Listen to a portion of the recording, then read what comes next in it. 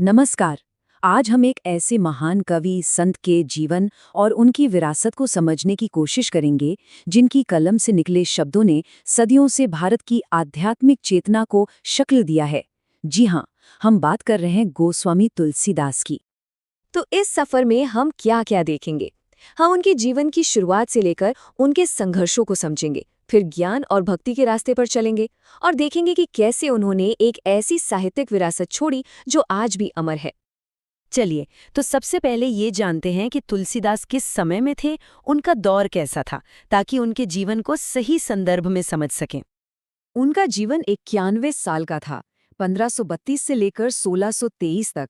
ये भारत के इतिहास का एक बहुत ही महत्वपूर्ण दौर था। लेकिन इतने लंबे और प्रभावशाली जीवन की जो शुरुआत थी, वो बहुत ही दुखद थी, एक बड़ी त्रासदी से हुई। उनके जो शुरुआती साल थे वो अकेलेपन और त्याग में बीते, और उनका जो नाम था राम बोला, उसके पीछे भी एक बहुत ही अनोखी लेकिन दिल को छू लेने वाली कहानी है। ये सिर्फ 3 शब्द नहीं हैं, ये तुलसीदास के बचपन की पूरी कहानी बयां करते हैं।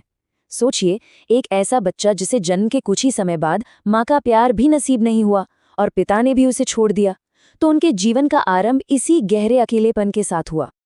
और जो बात सबसे ज्यादा हैरान करती है वो ये कि जन्म के समय रोने की बजाय उनके मुंह से जो पहला शब्द निकला वो था राम। मतलब ऐसा लगता है जैसे उनके पूरे जीवन का उद्देश्य, उनका मकसद जन्म के उसी पहले पल में ही तय हो गया था। तो ये थी उनकी शुरुआत, 1532 में जन्म, और उसके ठीक बाद एक के बाद एक मुश्किलें। शायद यही शुरुआती दर्द और अकेलापन था जिसने उन्हें बाद में ईश्वर में, भक्ति में एक सहारा ढूंढने के लिए प्रेरित किया। और यही अनुभव उनकी रचनाओं में एक गहरी करुणा बनकर सामने आया। लेकिन कहते हैं ना कि जहां सारे रास्ते बंद हो जाते हैं वहीं से एक नया रास्ता खुलता है। तो इस घोर निराशा के बाद उनके जीवन में एक ऐसा मोड़ आया जो उन्हें ज्ञान और एक बड़े उद्देश्य की ओर लेकर गया।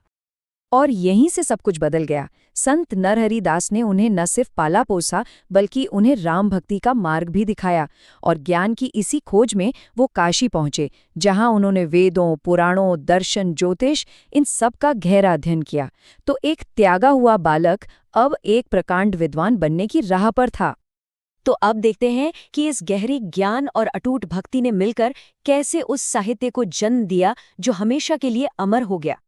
उनकी पूरी विरासत के केंद्र में है एक महाग्रंथ, रामचरितमानस। ये सिर्फ एक किताब नहीं है, ये तो उत्तर भारत के करोड़ों लोगों के लिए एक आध्यात्मिक और सांस्कृतिक धुरी की तरह है। और देखिए, इसकी सबसे खास बात क्या थी कि इसे संस्कृत में नहीं बल्कि अवधी में लिखा गया, जो उस समय आम लोगों की भाषा थी। इस एक कदम ने भगवान राम की कहानी को और आध्यात्म को सिर्फ कुछ विद्वानों तक सीमित न रखकर हर घर तक, हर इंसान तक पहुंचा दिया।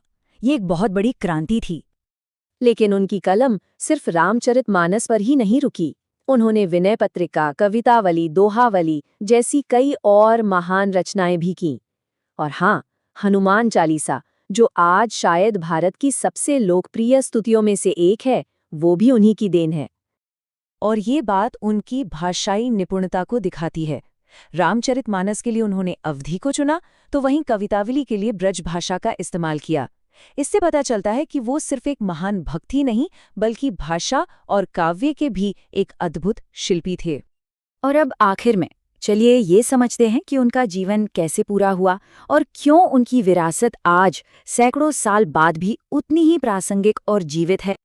1623 में 91 साल की उम्र में तुलसीदास ने अपना शरीर त्याग दिया। लेकिन वो अपने पीछे शब्दों की एक ऐसी विरासत छोड़ गए जो समय के साथ और भी ज्यादा मजबूत होती गई। उन्होंने अपने जीवन के आखिरी दिन काशी के 80 घाट पर बिताए, वही काशी जहां एक त्यागे हुए बालक के रूप में उन्हें ज्ञान मिला था। तो एक तरह से उनका जीवन चक्र वहीं आकर पूरा हुआ जहां से उसकी नई शुरुआत हुई थी। और ये हमें एक आखिरी सवाल पर लाकर छोड़ता है कि आखिर ऐसा क्या है तुलसीदास के शब्दों में कि 16वीं सदी के एक कवि की रचनाएं आज की इस आधुनिक दुनिया में भी करोड़ों लोगों को हिम्मत, शांति और प्रेरणा देती हैं।